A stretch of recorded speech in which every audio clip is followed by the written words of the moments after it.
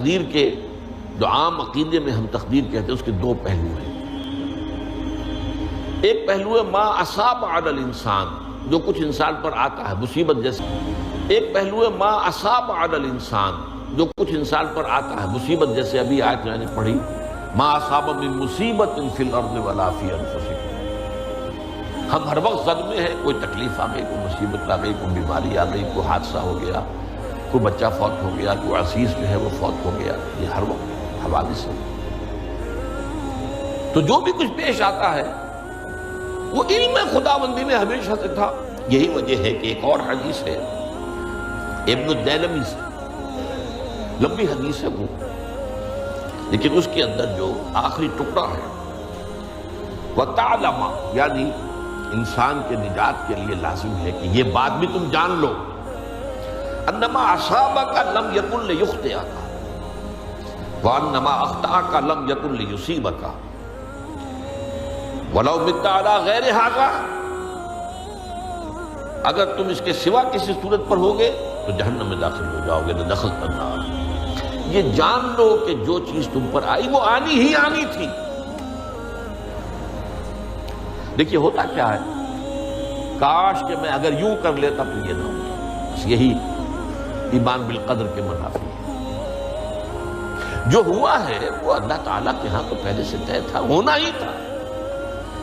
تمہاری کوئی تدبیر، کاش کہ میں اس وقت یہ کر لیتا، یہ لو، اسی لیے ایک حدیث میں الفاظ آئے ہیں ان کلمۃ اللو تفتح عمل الشیطان، اس لو سے کاش، اس سے شیطانی عمل شروع ہو جاتا، کاش کہ یہ ہو جاتا، کاش میں یہ نہ کرتا، کاش کہ ہو جاتا، تو یہ نہیں۔ تعلم انما اصابک لم یکن لیخطئک، تو جان لے اس بات کو کہ جو چیز تم پر آئی ہے وہ ہرگز ٹلنے والی نہیں تھی۔ کوئی تدبیر تم کر لیتے، کوئی کسی وقت کوئی ہیلا کر لیتے، کوئی تم قدم اٹھا لیتے، کچھ بھی کر لیتے، وہ تو آنی ہی آنی تھی۔ وما انما اخطاک، جو چیز تم سے چھوٹ گئی، رہ گئی، نہیں ملی۔ ایک ویکنسی ایڈورٹائز ہوئی تھی، آپ نے بھی درخواست دی تھی، آپ کو نہیں ملی، اب آپ ہو کاش کہ میں نے فلاں سے سفارش کرا لی ہوتی، بس گئے۔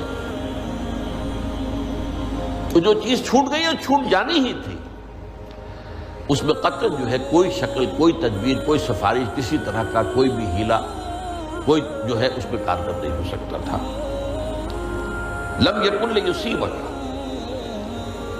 ومت علی غیر ذالک، اگر تو اس کے سوا کسی کیفیت پر تیری موت واقع ہوئی، اگر یہ یقین نہیں ہے، یہ ہے تقدیر کا وہ مفہوم کہ جس کا تعلق ہے علامہ اصاب الانسان، جو انسان کے اوپر وارد ہو رہا ہے، اس کے ضمن میں تقدیر کا مفہوم کیا ہے، تو جو ہوا ہے وہ تو ہونا ہی تھا، اس میں تو کسی شک و شبہ کی گنجائش نہیں، بالکل قطع اللہ تعالیٰ کا فیصلہ۔ البتہ در حقیقت ایک دوسرا پہلو ہے ما یفعل الانسان، وہ جو انسان کرتا ہے۔ یہاں آ کر یہ تقدیر کا مسئلہ بہت ٹیڑھا ہوتا ہے۔ آیا میرے اندر کوئی اختیار بھی ہے کہ نہیں؟ Do I have any free choice؟ یا ہر شخص پہلے سے طے ہے؟ تقدیر کا ایک عام مفہوم یہ ہے، اور اس مفہوم میں بھی بعض روایات بھی ہیں جو اس کی تائید کرتی ہیں کہ ہر چیز پہلے سے طے ہے، لکھی ہوئی۔ اور یہ جو حدیث ہم نے ابھی پڑھی ہے یہ گویا کہ اس کی ایک مثال ہے کہ وہ جو لکھ دیا گیا تھا، فرشتے نے لکھ دیا تھا، رحم مادر میں لکھ دیا تھا، شقی و سعید، یہ بدبخت ہے یا سعادت مند ہے۔ تو ایک شخص پوری عمر نیکی کے کام کرتا رہا، آخری وقت میں آ کر کوئی ایسا حادثہ پیش آ گیا کہ وہ اہل جہنم کے سے کام شروع کر دیا اور جہنمی ہو گیا۔ یا ایک شخص ساری عمر جو ہے جہنمیوں کے سے کام کرتا ہے، آخری وقت میں آ کر کوئی ایسی توفیق ملی، کچھ ایسا معاملہ ہو گیا، توبہ کر لی، اس نے جو ہے اہل جنت کے سے اعمال شروع کر دی۔ تو یہ جو ہے علامہ اصابک کا علیحدہ بات ہے، اور علی ما یفعل الانسان، انسان کیا کرتا ہے اس میں اس کی قدرت کتنی ہے۔ اور یہ ہمارے ہاں فلسفے کا بڑا مشکل موضوع ہے، اسی کا نام ہے جبر و قدر۔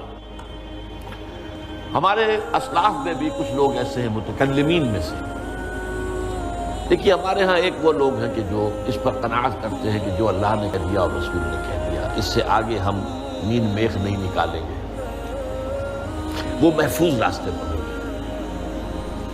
لیکن بہرحال انسان کو اللہ نے ایک عقل بھی دی ہے، اور یہ عقل سوالات اٹھاتی ہے، اور جو زیادہ ذہین انسان ہوتے ہیں ان کے اندر ان کی یہ مصیبت زیادہ ہوتی ہے، لہٰذا وہ تو سوچتے ہیں، کچھ نہ کچھ غور و فکر کرتے ہیں، بات سمجھنے کی کوشش کرتے ہیں۔ اس میں اب ہمارے ہاں دو طبقے ہوں گے، جبریہ قدریہ۔ ایک نقطہ نظر یہ ہے کہ انسان مجبور محض ہے، کوئی اختیار نہیں، اور ایک یہ ہے کہ انسان قادر مطلق ہے، جو چاہتا ہے اپنے فیصلے میں مختار مطلق ہے، وہ فیصلہ کرتا ہے۔ انہیں قدریہ کہتے ہیں۔ تو جبریہ اور قدریہ ان کی بحثیں ہمارے ہیں، یہ وہی تقدیر کا مسئلہ جو میں نے کہا تھا، بحثوں میں آ کر الجھ جائے، آج تک حل نہیں ہوا، حل ہو سکتا ہی نہیں۔ اب اس کے ضمن میں علامہ اقبال کا ایک شعر آپ کو سناتا ہوں، وہ بہت اچھا لگتا ہے، بہت خوبصورت لگتا ہے شعر ہونے کے اعتبار سے۔ تقدیر کے پابند جمادات و نباتات،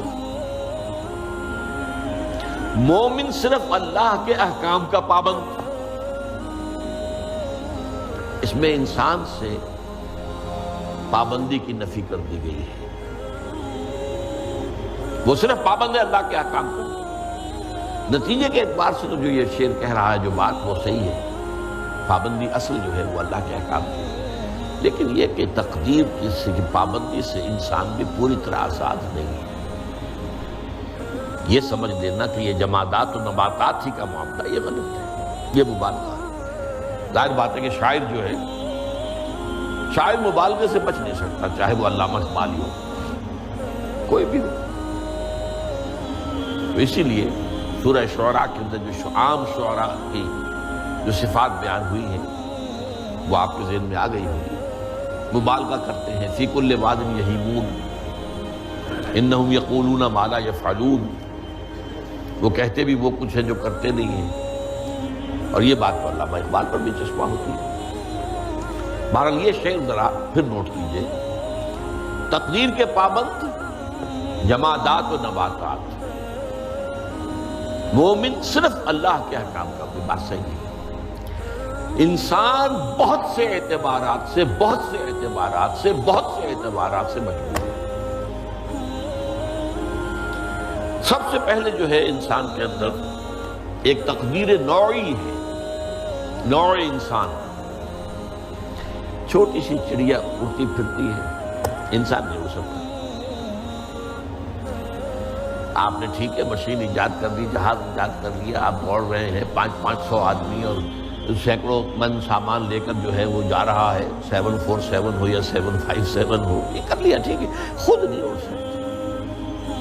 اب کیا کریں گے آپ؟ یہ تقدیر نوعی ہے، سپیشیز، ہر سپیشیز کے لیے اللہ نے ایک اندازہ مقرر کر دیا ہے، اس اندازے ہی میں رہے گا، اس سے باہر نہیں جا سکتا۔ پھر ایک تقدیر شخصی ہے۔ اب دیکھیے تقدیر شخصی کیا ہے؟ بعض اوصاف و صفات ہمیں وراثتاً ملتے ہیں، we have no choice۔ پہلے بھی یہ بات مانی جاتی تھی، آج جو ہے ذرا سائنٹیفک انداز میں ہم کہتے ہیں جینز میں چلا آ رہا ہے، اس جینز کو کوئی بدل سکتا ہے؟ جو جینز بھی آپ کو ملے اپنے والدین کی طرف سے، وہ آپ کی شخصیت کا ظاہر بات ہے کہ فیصلہ کن طرز پر اس کو ڈھال دیتے ہیں۔ جینز ہے، پابندی ہے۔ نمبر تو یہ کہ خاص طور پر جو گھر کا ابتدائی ماحول ہوتا ہے، ماں کی گود اور ابتدائی گہوارہ گھر کا، اس کے جو اثرات مرتسم ہو جاتے ہیں شخصیت کے اوپر، وہ بھی بڑے مستقل ہوتے ہیں، پختہ ہوتے ہیں۔ ان دونوں چیزوں کو ضرب دے دیجیے، ہیریڈیٹری فیکٹرز multiplied by